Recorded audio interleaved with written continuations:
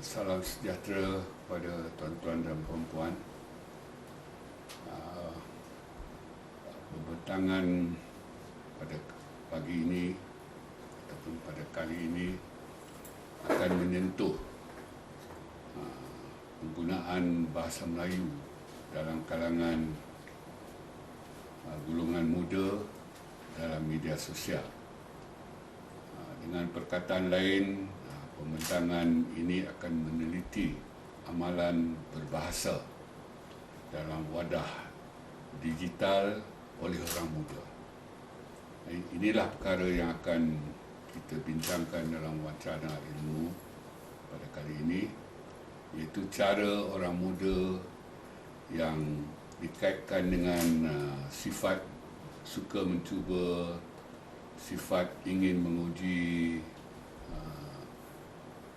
mau meneroka dan berani mengambil risiko dalam mereka menggunakan bahasa, iaitu bahasa Melayu semasa berinteraksi sesama pengguna dalam jaringan sosial tertentu, sama ada melalui Twitter, Instagram, Facebook, YouTube dan lain-lain, termasuk WhatsApp lah. Dan dengan adanya sifat sedemikian pada orang muda, iaitu sifat ingin mencuba, suka menguji, mau meneroka dan berani mengambil risiko, bahasa, khususnya bahasa Melayu dalam blog dan juga siapan pada Twitter dan siaran di Facebook itu rata-ratanya memperlihatkan apa-apa yang ditulis dalam bahasa Melayu itu telah banyak mengubah sifat bahasa Melayu itu sendiri dari berbagai segi. Dan sehubungan ini, iaitu penggunaan bahasa dalam media sosial oleh orang muda ini,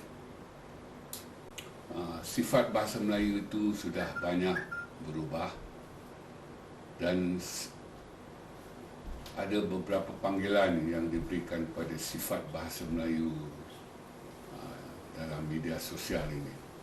Ada yang menggelarnya sebagai bahasa Melayu semu, iaitu bentuknya seakan-akan bahasa Melayu tetapi ia bukan bahasa Melayu yang sebenar. Ada juga yang menggelarnya sebagai bahasa Melayu baharu, kerana bahasa Melayu yang digunakan dalam media sosial itu memiliki ciri-ciri baharu. Dan ada juga yang menganggapnya sebagai satu kelainan bahasa Melayu, iaitu sejenis bahasa Melayu bersama-sama dengan dialek bahasa Melayu yang banyak itu, dan juga bersama-sama dengan bahasa Melayu diraja dan sebagainya. Apa-apa pun bahasa Melayu yang digunakan oleh orang muda dalam media sosial ini masih asasnya bahasa Melayu. Dan dari satu segi, bahasa Melayu dalam media sosial yang digunakan oleh orang-orang muda ini, pertama-tamanya ia dikaitkan dengan bahasa Melayu yang berbentuk jelek.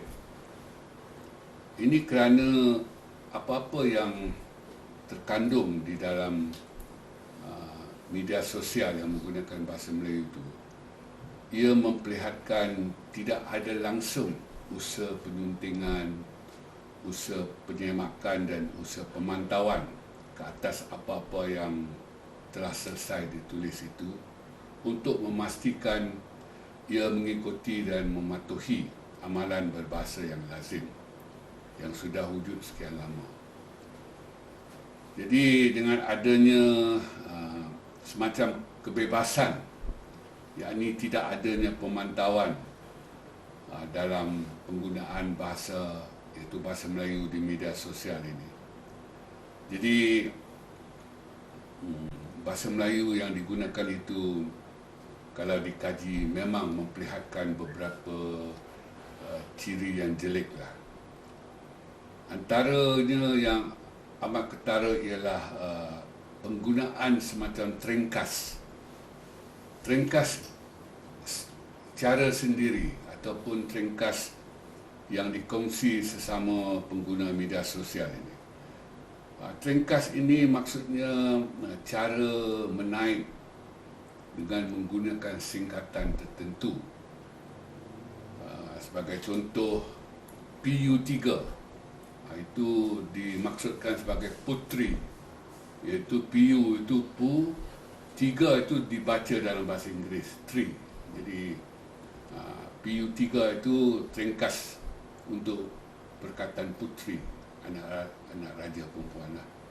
Dan juga selain ringkas itu ada penggunaan tanda-tanda tertentu dalam bentuk emoji pada masa kini, dan kalau dahulunya emoticon, itulah. Itu ciri pertama yang dikatakan jelek lah, itu penggunaan singkatan semasa menaik dan juga penggunaan tanda-tanda tertentu, emoji dan juga emoticon. Ciri kedua yang dikaitkan dengan sifat jelek ini ialah kosakata yang sedia ada itu diberi makna baru. Itu dari satu segi tidak mengapa, tetapi yang menjadi kejelekan di sini ialah maknanya itu terhad. Maknanya itu difahami oleh para pengguna media sosial saja. Jadi dengan itu ia semacam berbentuk serangga, dan serangga ini sejenis bahasa tidak formal dan tak patutlah digunakan dalam ranah formal. Jadi dalam hal menggunakan perkataan sedia ada dengan memberi makna baru, dan makna itu terhad fahamannya hanya dalam kalangan warganet saja. Sebagai contoh, ciap ataupun ciapan itulah makna asalnya bunyi anak ayam, tetapi diangkat maknanya kepada apa-apa yang dihantar dalam Twitter itulah. Dan sudah tentu ciapan itu ialah padanan bahasa Melayu untuk tweet ataupun Twitter, yang dalam bahasa Inggeris yang bermakna bunyi pendek yang dihasilkan oleh burung, itulah. Dan itu bertetapan dengan sifat Twitter itulah, iaitu hantarannya pendek, itu sifatnya. Seterusnya, apa yang dikatakan jelek di sini ialah kosakata baru diperkenalkan.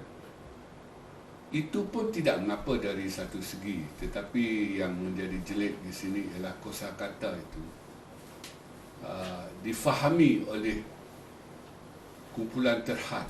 Maknanya mereka yang terlibat dalam media sosial ini saja yang memahaminya. Dan dalam bahasa Melayu, kosakata itu menjadi jelek lagi apabila dipinjam terus daripada bahasa Inggeris tanpa ada terjemahan langsung. Contoh di sini seperti OTW, on the way, itulah. Dan juga LOL, laugh out loud, itu. Jadi dalam kita menggunakan bahasa Melayu, kita juga menggunakan OTW. Jadi itu dilihat sebagai jelek kerana ia merupakan bahasa rojak lah, campuran perkataan dan ungkapan bahasa Inggeris yang tak pernah pun menjadi serapan kepada bahasa Melayu. Dan satu lagi ciri jelek yang dikaitkan dengan bahasa Melayu dalam media sosial ini ialah ia bersifat tidak formal.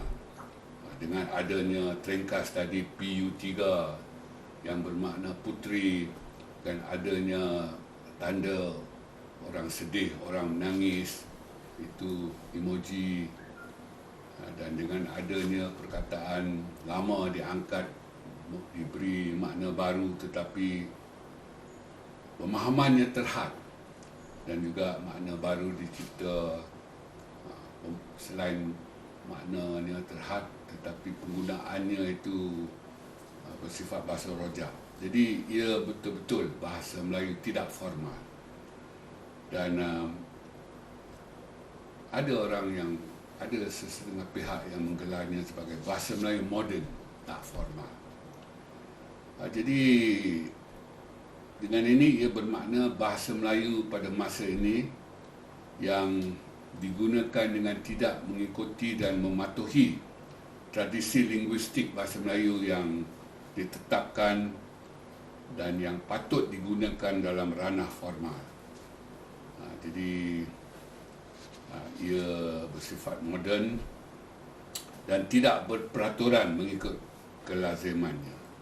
Jadi oleh kerana itu ia didapati sukar difahami oleh masyarakat umum, khususnya golongan lama lah. Jadi dalam hal ini kita selalu mendengar bagaimana golongan lama ini berungut apabila membaca apa-apa yang ditulis oleh orang muda dalam media sosial khasnya dan juga dalam media konvensional amnya. Orang lama tidak faham. Mengapa? Pertama-tamanya kerana ada trengkas tadi itu. Dan trengkas itu syarat dengan ejaan yang disingkatkan dan juga penggunaan lambang-lambang yang tidak difahami oleh warganet lah. Yang kedua, selain trengkas ialah perkataan lama yang diberi makna baru dan wujud dalam bentuk selanga. Dan yang ketiga, kosakata baru yang diperkenalkan juga wujud dalam bentuk selanga. Jadi kesemua ini didapati mengalir, tumpah, menitis ke dalam cara berbahasa yang digunakan oleh orang ramai lah. Sama ada cara bahasa tulisan ataupun bahasa lisan. Maknanya bahasa Melayu internet ini difahami oleh warga internet dan ia macam tertumpah ke dalam cara berbahasa orang kebanyakan. Jadi dengan itu ada pihak-pihak yang tidak memahami apa-apa yang ditulis oleh warganet itulah. Sebagai contohlah, selalu kita dengar barangkali ungkapan inilah. Nanti adik minta Alung, PM Abah. PM pada situ. Jadi warganet mungkin faham PM, apa makna PM itu, tetapi bagi orang biasa, orang tak faham apa PM. Jadi PM itu bahasa internet sudah mengalir ke dalam bahasa Melayu biasa itu. Jadi ini menimbulkan masalah lah. Jadi PM itu bagi warganet maknanya private message. Itu minta Alung hantar Abah sesuatu teks yang kandungannya sulit ataupun rahsia lah, itulah. Jadi tiga perkara inilah yang saya katakan tadi, trengkas itu, cara singkatan menaip teks itu, dan juga penggunaan lambang-lambang emoji, penggunaan bahasa dalam bentuk selanga. Makna selanga di sini pemahamannya terhad, tak difahami oleh golongan yang tidak ada identiti dengan selanga itu.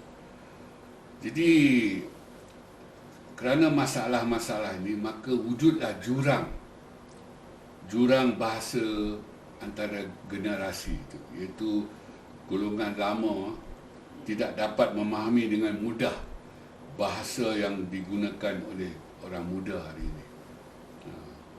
Mengapa? Kerana berlakunya tertumpahnya, menitisnya, mengalirnya bahasa internet itu ke dalam bahasa bukan internet. Jadi dan selain pada wujud jurang bahasa antara generasi itu, juga wujud jurang bahasa antara kelompok, iaitu antara kelompok warganet dengan kelompok bukan warganet. Jadi yang bukan warganet tidak memahami bahasa warganet ini. Jadi daripada kejelekan bahasa Melayu internet ini, maka timbul natijah di sini. Sejauh manakah bahasa Melayu internet ini mengganggu gugat literasi orang muda, khususnya kemahiran berbahasa dengan baik dan betul dalam kalangan orang muda. Jadi persoalannya di sini ialah sejauh manakah bahasa internet ini menyebabkan kehilangan kemahiran berbahasa dengan baik dan betul oleh orang muda.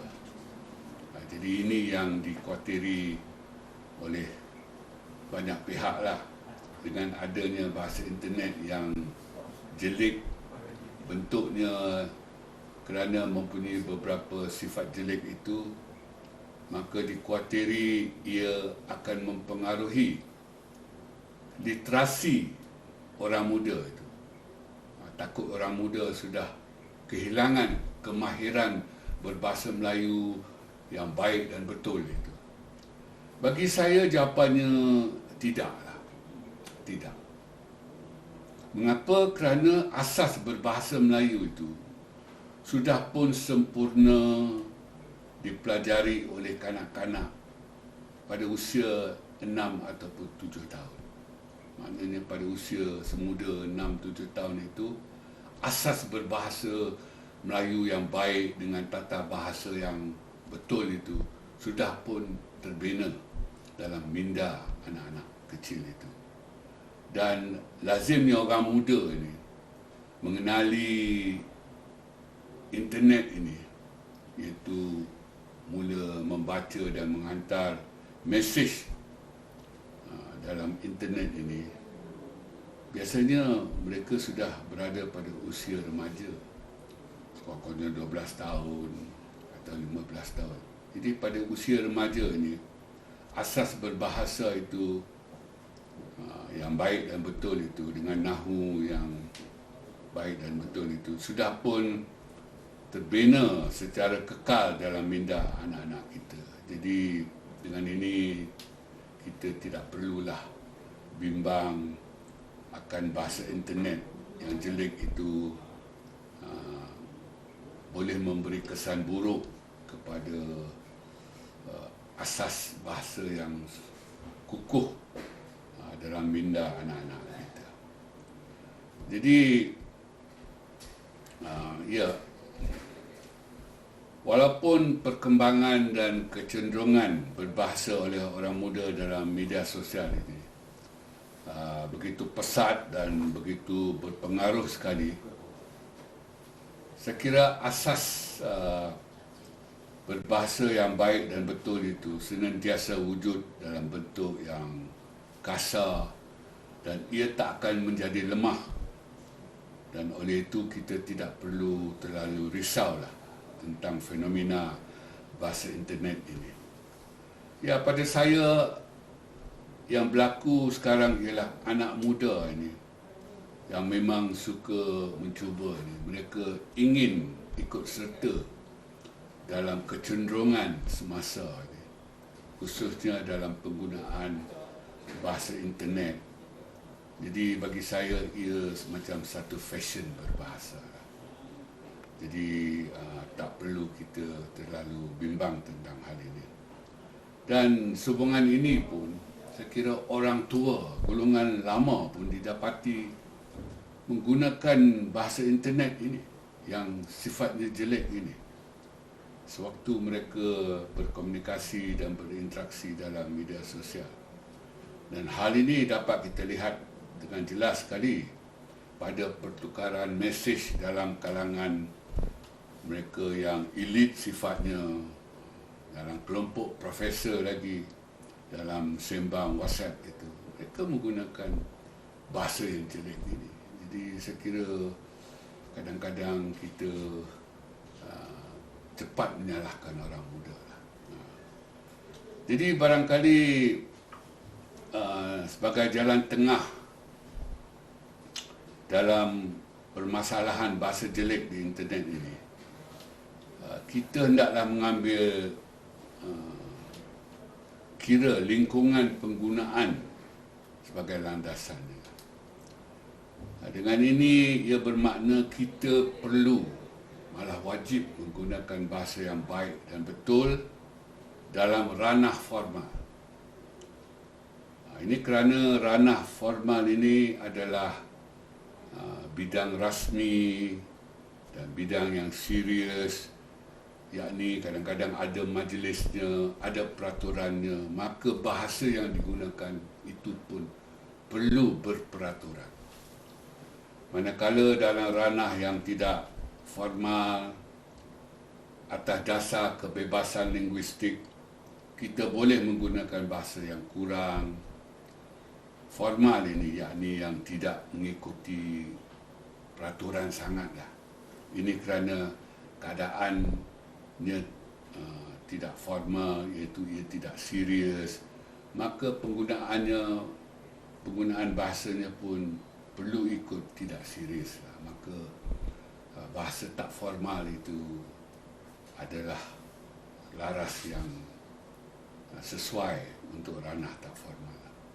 Jadi dalam hal ini, sekali lagi saya kira kita perlu tekankan bahawa kita hendaklah menggunakan bahasa yang baik dan betul apabila ranahnya formal. Antaranya dalam blog, kerana blog ini sifatnya rasmi, dan bahasa yang kita gunakan dalam sembang WhatsApp itu barangkali kerana ranahnya tidak formal, maka bahasa itu tidak perlulah mengikuti formalitinya sangat.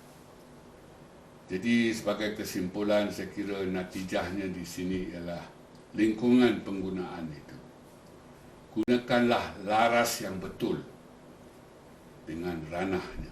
Maksudnya laras formal untuk ranah formal, laras tak formal untuk ranah tidak formal.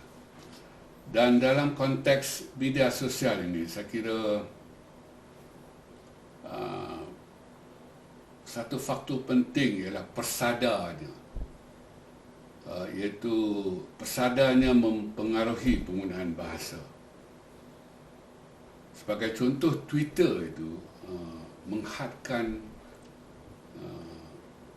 ruangan sebanyak 140 huruf teks.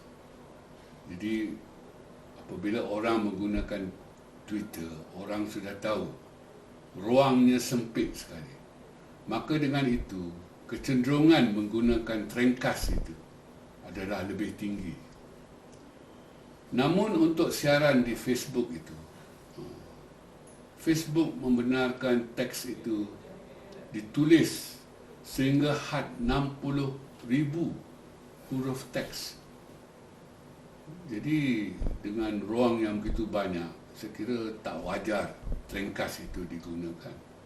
Itu cara menaik yang singkat-singkat dan banyak perkara digantikan dengan lambang. Jadi saya kira dalam Facebook itu siarannya membenarkan ruangan yang begitu besar. Dan saya kira dalam Twitter pun ucapan itu boleh kita gunakan bahasa yang baik dan betul.